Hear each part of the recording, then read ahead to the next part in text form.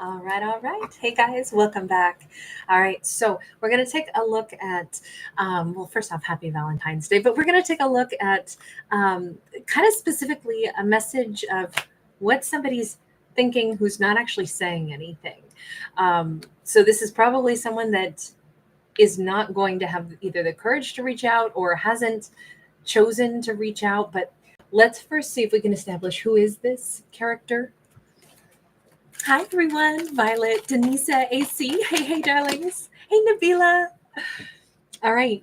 Death card. Whoever they are, they could be somebody who's in the midst of a big life transition. They could be a Scorpio. Tell me more about them. This could also be somebody who's like, the conversation is done. I know the relationship is over. Oh, Hierophant and Devil. No, this is somebody who is needing to finalize the ending of a marriage, a toxic relationship, a situation that has had, I mean, this has gone on and on and on. I would say, I'm asking who they are. We have three major arcana, so this is huge. They're in the middle of a huge life, I'll say, upheaval. It has to do with belief systems. It has to do with commitment. It has to do with toxicity. It has to do with ending those things. So strong Capricorn, Taurus, and Scorpio. So whomever they are, I'm just going to go ahead and just call it. They are somebody who needs to end a very toxic marriage. Three of Wands, and that's what they're thinking about today of all days. They're thinking about that future. They might already be underway of ending this, but it's going to take some time for that to play out. Let me get one more on the Hierophant, double check. Wheel of Fortune. Yeah, this is all about their future, and it's all about, they believe wholeheartedly that things need to change. That, let me get one on the toxicity there of that devil, though. Hang on. Seven of Wands. They're totally expecting, complication. This has already been complicated. Maybe they've actually already been through a toxic divorce and they've realized that they've been kind of scared and hiding out. And that's why they're not stepping forward to say anything right now. Because this is actually super positive. This death card, we have to start with where we started. It says something already ended in their life. They've already transformed something. It was a long-term commitment that I think they had every intention of staying in, but it became toxic. But things have changed. The Wheel of Fortune is in their favor. I don't think that they're still in a lengthy contract. I think that they're over it, but they're reflecting on the fact that it's kind of now become toxic. They're still hiding out, but they won't continue to hide out. In the future, they'll be ready to communicate, but they're just not at the moment. They're kind of in deep thought. Look, just because it seems like they just ended a connection, just got divorced, this could have happened quite some time ago, but it takes a long time to just get back to being oneself, to deconstruct an entire life that was built together, depending on how long that life was and how, detrimental it ended up being. I mean, that's a lot. It takes a long time. I mean, anybody who's ever just, broken up with even somebody you were dating that you didn't live with and cohabitate with and have assets with, you still, I mean, anybody who's been through any of that knows it's hard and it takes a long time to get back to yourself. And for a while, you don't really want to like meet the next wonderful person or fall madly in love because you're like, I just need a little bit of time, or maybe I need a lot of bit of time to just breathe. And I kind of think that they're aware of that right now. They're aware at this point, I'm hiding. At this point, I'm hiding from love. At this point, I'm hiding away from somebody that I would want to talk to. But I also see the light up ahead. I'm not going to continue to do this much longer. Okay, so in that, if you weren't in the place of hiding, what would you want to say? What kind of message would you want to convey? This person is single at this point. Let me actually, hold on. I should probably ask, who is it that you would want to speak to? Because I'm thinking, we're going to say that our lead character is a him. He is out of a bad connection, and he is thinking about, he knows that he's kind of still hiding a little bit. instead of reaching out to somebody. So who is it that you'd want to reach out to? Four of Wands. Somebody who he sees as his next marriage partner, which is crazy because this is like the biggest premonition ever. This is not about an ex. He is not thinking about an ex of his. He's thinking about the person that he already kind of has a premonition is going to end up being the person that he has a long-term commitment with. Eight of Wands. And this is something that no wonder he's not ready to exactly talk to. I'll say her. We have a woman with maybe a blonde or red hair. He somehow, I always say this with this card, it's like when she's asleep, he's awake. So I don't know if they live in different parts of the world or they work different shifts or something like that. Hell, maybe they work together at the same business, but she's night shift, he's day shift, vice versa. I don't know why I suddenly had like police force and like dispatcher relationship coming up in my mind. It doesn't have to be anything like that though. But it definitely feels like he knows he's dodging talking to her yet, because when he starts talking to her, he already knows that it's probably going to just be one of these ascending relationships where as he gets talking to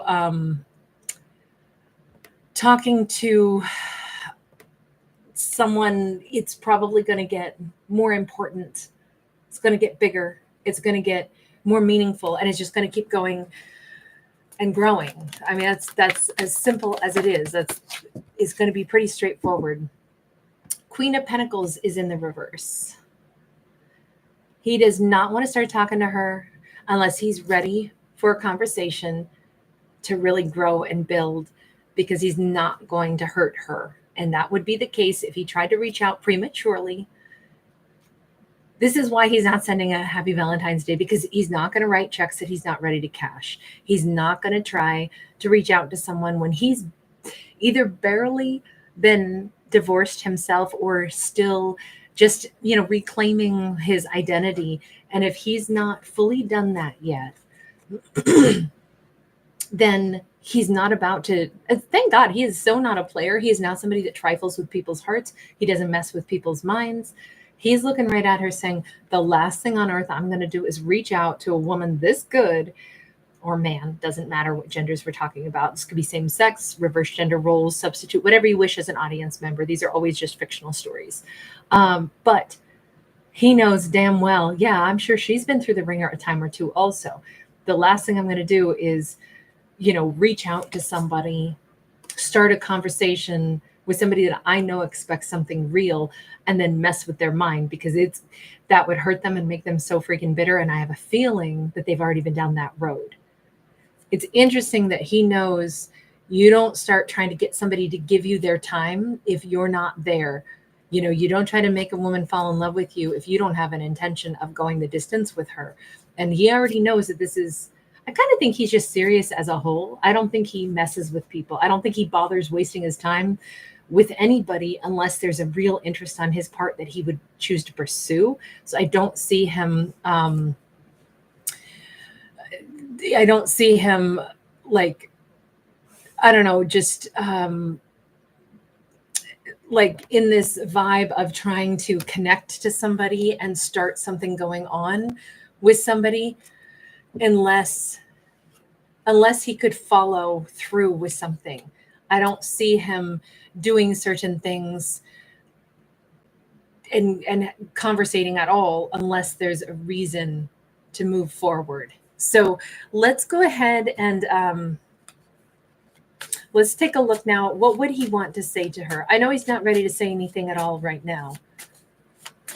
We can see that he's not ready to say anything at all right now. But he sure has a lot of respect at the moment. We got death and rebirth. What would you want to say to her? That there's a whole lot of, like, conversation about changes. It's kind of like he wants to be able to communicate about the changes that he's been going through. He'd like to communicate the shifts and actually maybe tell her, man, I was really burdened for a while, but I'm not anymore. That makes me think he already really does know her. For him to want to like tell a little bit about the changes he's gone through. Wow. Hierophant upright. It really feels more like, with this book being open and the two keys, look, he already looks at her as a person that is like his next long-term commitment. This is a marriage card and this is a marriage card. If he sees her as like somebody you don't trifle with, you don't say things unless you mean them to her. And the thing he'd like to say is, I made changes. I'm divorced now. And I made changes for a reason. It's so that I can marry the right person. I mean, that's a big statement if that's actually what he would want to say. But of course, he's not going to lead with that, right? And especially not right now when he's not even ready at all to come on in with some kind of communication. But we can see kind of where his heart is at. We've known he's in a serious headspace all this time. Action of Cups. It's so crazy because everything here is like, we're doing frog leaps on the timeline, right? So on one hand, he wants to say certain things that he's not going to say right now. He's saving up the messages and the communication for when he's really ready to back up his words with action. But he already knows what his heart feels. But then he'd like to date after he says, this is super serious. I'm divorced. I'm clean and clear. And I'm divorced so that then I can pursue the person I feel like I'm meant to marry. I have serious intentions with you. So now could I date you and get to know you? You know, that's what I mean when I say we're like leapfrogging and then having to reverse. His thoughts are definitely, it's like he sees the full picture and the end goal, but we're not there yet. And he's not ready to even like get to that end goal. But man, he's got the full picture of how he wants stuff to go. When he does approach, he wants it to be serious. He wants people to know that he's serious, but he is not right now. No, not that he's not serious, is that he's not coming forward right now. But that's a very valid reason for him not to be. Can I just ask, because I'm curious, what is it that still needs to happen for his, I did use that deck. Okay, hang on. I have to get another deck. What needs to happen for him still, for him to be done hiding? Five of Cups. He's still mourning. He's still grieving. Not that he wants to go back to the ex, but he knows that he's still mourning and grieving. And even it's hard for even him to understand what it is that he's mourning and grieving the loss of. It's more like that subconscious. Well, let's go back to the fact that we've had the death card here twice, right? The word death usually conjures up this feeling of permanent loss. And that makes us sad inherently. It's like the idea of losing anything permanently. We're like, what? I don't know about that. That sounds like change. I don't think permanent change, it sounds so appealing. However, there are lots of things that we would like to permanently lose, you know, like think of anything bad in our life. It would be a blessing if somebody said, this is permanently not going to be a part of your life. You might celebrate it. But even then, permanence and transformation and change still can carry with it like a wobbly, you know, scary little sensation. Because it's like, you mean there's no takesy backsies if I change my mind? Nope. That's a big deal. So he's still in this space of, okay, I'm going to have to go ahead and think about this. I'm going to have to go ahead and, you know, like I've already made the decision. A past relationship is over. I'm mourning its loss because I am not the same anymore. He might be mourning the loss of who he used to be without even knowing it. It may not be anything about like, oh, I'm not married anymore. It was toxic. I'm just sad that it had to go that way. I don't think he's missing an ex because he wanted this change because it was toxic, but we can still see that he's decompressing from simply the concept of an ending. And I think in any ending like that, a big, meaningful connection, something that we initially really believed in, of course that would change us. I'm more inclined to say that he hasn't realized yet that he's actually shedding that old skin. You know, he's shedding who he used to be and he's mourning the loss of who he used to be. What's awesome is that all he's doing is becoming a better version of him because he's certainly acting with integrity, right? He's not approaching somebody until he's sure that He's not still off kilter internally. He's not approaching somebody to go mess with their energy or say, you know what, I just want somebody to love me, make me feel better. He's not even approaching somebody where it's like, oh, she's awesome, she's wonderful. And even if I know I still can't really give her what she deserves, I'll still approach because, you know, I want her for myself. He's not doing any of that. I would say that's somebody with some pretty high integrity. He's not approaching until he knows he's back to himself, whoever the new version of him is going to be. So good on him for that. That feels like somebody that is, he's not wasting anybody's time, and he's not wasting his own, and he's also not faking anything. Good for you. King of Pentacles. He's just got to kind of sit in his new energy for just a little bit. Get comfortable in these new duds and these new shoes. Get comfortable as this new version of himself. I think anybody who's ever been through,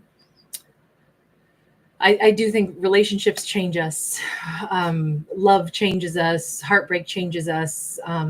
Experiences, even experiences that were good that then turned bad and then turned horrible and then we had to leave. Those things all take its toll, but then we emerge kind of phoenix rising from the ashes as a person that we maybe didn't even expect to become. And I would say that that is a fair example of what's going on with him right now. This is who he's becoming, an even more grounded version of himself, not somebody who's like walking around. He's not the walking wounded, the walking dead. He's not broken. He is just getting comfortable in his own new skin. And I think he's coming out better, more mature, more manly than ever. I feel like he's looking good. He's going to be a real catch. I mean, I'm not saying he wasn't one before, but like this is him as like a mature man. So maybe he got married when he was younger, spent, you know, whatever, his 20s into his 30s with somebody. Maybe he's like 40s, 50s now. And this is like the grown-up version of him. You know, you see like even the body morphology changes as we, you know, age. We take on different dynamics. We look physically like, oh, you're not a kid. I mean, like, look at your pets, for example. Like when Aries was a little chubby, roundy baby, and then he went through his stringy phase where he was like gangly and, you know, lean. And now he's this kind of like hulking man dog now that he's about to be 4. And, you know, like he's a full-on shape of the blue healer, you know, the really deep chest and kind of like a lot of muscle mass. You can see the physique change. Well, what do you think's going on the inside? You think it's only, you know, the muscle mass changes, the bone structure gets a little broader? No, it's internally we're thickening and broadening and, you know, becoming more empowered as well. So I'm going to say that like his character has added depth and, you know, layers and texture to it. This is good. This is like the real man version, the grown-up version. He's not a boy. This is a man now. And I don't know that he was a man before. I mean, that is not to sound insulting. I know it sounds awful, but say this was a woman. You know, this is somebody who's not a girl. She's a full-grown woman now. It doesn't matter what gender we're talking about. We're just talking about the maturity of spirit, the maturity that goes along with physical physique as much as emotional and like mental maturation. This is a new him. This is exciting because whomever this is that he's so attracted to, we notice it's a matched pair, a Queen of Pentacles with a King of Pentacles, but he does not have any intention of hurting her. He sees her as his mate, but he also knows better than, I mean, if he went in when he shouldn't and ended up messing with her, I think he knows he could do some serious damage to her, and she does not deserve that. So he is absolutely not taking a step toward her unless he's fully the King of Pentacles upright. Good for you. Good for you. I like the you know, consideration. 8 of Swords. She's probably got some of her own healing to do right now also. We see her tied up. She shouldn't be waiting on anybody. And she shouldn't be so delicate that one more bad lover could, you know, destroy her. That's her not being resilient enough. I'm sorry to say it, but she's got to be better than that because life is tough and she's a freaking queen. Nobody can take you down that easy. She needs to know that and believe that herself. She's better than this. She shouldn't feel stuck. How do we help her? Universe, we know she's a badass, but does she know she's a badass? Let's give her that little nudge that she needs here. Emperor. The universe says, well, yes, she is. Um, she would like an emperor in her world, but she needs to not focus so much on there's got to be a good one out there. She needs to realize she's a good one. Queen of Wands, there we go. It is time for her. Let me put it this way. If she feels like I'm at my best when, I'm super sexy and super empowered when I've got a mate beside me that, you know, we're in this empowered relationship. The universe is like, yeah, but you should be that empowered person with or without, your mate flanking you. Just know you stand by yourself and you're already this amazing mate. Whether or not there's a mate in sight, you should see yourself when you look in the mirror as that incredible catch that is, such a lioness or a lion or, whatever gender we want to supply. She comes across as a divine feminine who, yes, she really shines when she's standing beside a mate because she's a great mate. But the big emphasis here is you're a great mate. See yourself as that identity all the time. Doesn't matter if there's somebody that you're actually mated to, that you're actually standing in a connection or not. You are still a freaking catch, whether you're single and solo or not. It just says her identity should not be linked to, I'm the other half of an equation. She should be like, I am the half of the equation that anybody should be after. Like that's more of the vibe. That's actually really awesome. 8 of coins. She might have just a little bit of that refining to do in herself, just a little tiny bit of, like really understanding, really knowing. Yeah, I'm definitely in that position of, I worked on my own vision of who I am a little bit. I see myself in the mirror as somebody that's a really great catch. I like the nudge from the universe just to make sure that she sees herself in the light that she should. And we don't really know that she doesn't. That concerned me just a bit to see that in the reverse. And this is just kind of like that little sound, supportive nudge for her to like, just know how amazing you are. And if you don't 100% see yourself as amazing, even if you're single, or if you go, well, I would think I'm amazing, except I'm single. So how could I be amazing if nobody's out there, clamoring to get to me? The universe is like, whoa, pump the brakes on that thought. If you're not seeing yourself as that awesome, then that's the hint that you got to work on something, just your own self-perception, because you are so much more valuable and better than you seem to be giving yourself credit for. I don't know. I like that. This is like the universe sounds like that sassy best friend that I would be when I would, like jump on in and tell somebody, no, you're a freaking catch. The only reason you might be single is because other people aren't up to your level yet. Don't you go walking around thinking that you're lacking in any way, shape, or form. Great people are single all the time. And it's not because, it's like, well, if I'm single, there must obviously be some reason. I must be the common denominator. It's like, no, maybe nobody else has, maybe you're the rarity and nobody else has quite matched your level yet. So I know I like having that, like, that nudge to just remind her that she's a diamond also. So as far as this goes, I mean, we can see he'll be approaching her possibly anywhere between 3 days to 3 months, but it'll be when he's sure he's whole and he's complete. Good on him. I like both these characters so much. Neither of them is like they depict as likable characters who are doing their best, who are dealing with the typical human, concerns and a little bit of our human fragility, but they're like self-aware enough, and neither of them are like broken birds exactly, but they're relatable characters that have, no matter where we're at in life, we can always feel a little bit delicate, a little bit wobbly. And I just really like the I like the gentleness here. I like the compassion. I like the, just taking it little bit by little bit and just, being gentle and with themselves and allowing characters to do their best and be their best when they're ready. I like that this wasn't a big high pressure storyline. I'll ask one last question. If she has anything that she would want to say to them. Anything that she might want to say to them. Ace of Wands. Well, she might really look forward to flirting with them at some point. This kind of seems like there's a spark of passion. There is something she might really like to go ahead and be able to communicate. We see lightning. We see that's like thoughts. She's got her eye on them. And I just feel like she's saying, I'll look forward to the day. I look forward to the day where, we're actually communicating. That sounds like fun. This doesn't feel like anything like, we'll hurry it up.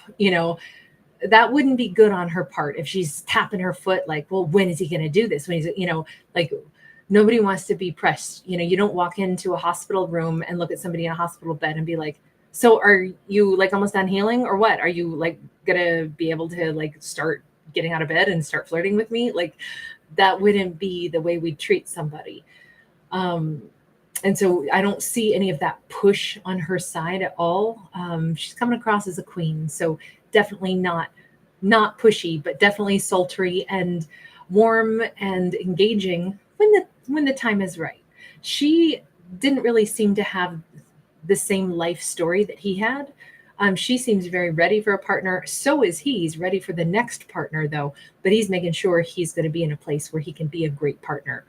So I like the fact that there isn't pushiness, but rather there's kind of like that little sultry, like, yeah, it'll be fun to talk when you're ready.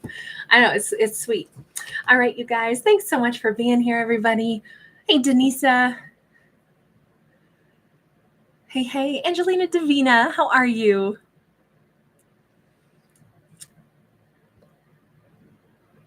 Hey, Chrissy, Tim Gorman, Mirabuka, Amazing Life 17. Hi, Nikki O. Travis and Zoe, Decoded. Hey. Brian Van Winkle, great to see you again today. Majestic Mirror and Kara. Calm Sea, Crochet Every Day. Hey. Patricia Bucator, Lucia. Good to see everybody. I got some angry people out there today, huh? Interesting. I don't know why anybody bothers to spend their time hate watching anything when there's so much better things to do with one's time. I hope everybody continues to move along. If you're just here to be angry, I don't really get it. I've never spent my time subscribing to a channel to write hate comments and frustration comments, but I do wish everybody the best. And here, this is just fictional storytelling where, we explore kind of what the characters are. The same way if you watch a movie, it's every little story has different little nuances. So it's free entertainment. So really no reason to get upset or get angry about anything ever. But if you're feeling triggered by stuff, please do leave and go seek other forms of free entertainment, or better yet, pay to go talk to a therapist or a counselor if you're feeling triggered by free entertainment about fictional stories, because it shouldn't be that way. And maybe that's, I really do care about people. I really want people to spend their time wisely, spend their time doing things that, are going to be like helpful and uplifting or thought-provoking. But I definitely, anytime I see the angry comments and stuff like that, bitter comments, I tend to, hope that people will move elsewhere and seek other things that would be, more uplifting for them. Because we've only got so many hours in a day. Let's spend it doing stuff that we love. So anyway, that is my wish to everybody out there on Valentine's Day. I hope that everybody makes those good choices for themselves. Thank you, everybody who is hanging out and enjoys the storytelling for what it is. I really appreciate it. Really appreciate your guys' awesome vibes. I know I only want my world to be filled with like positivity and, enjoyable things, fun things, but I'm not always in the mood for that either. So, sometimes it's good to make other choices for what free entertainment you choose to consume. But for those of you that are choosing to be here right now and having a good time, awesome. Thank you so much, guys. Hi, Cynthia. Thanks again, Lucia. All right, you guys, take care. Bye for now.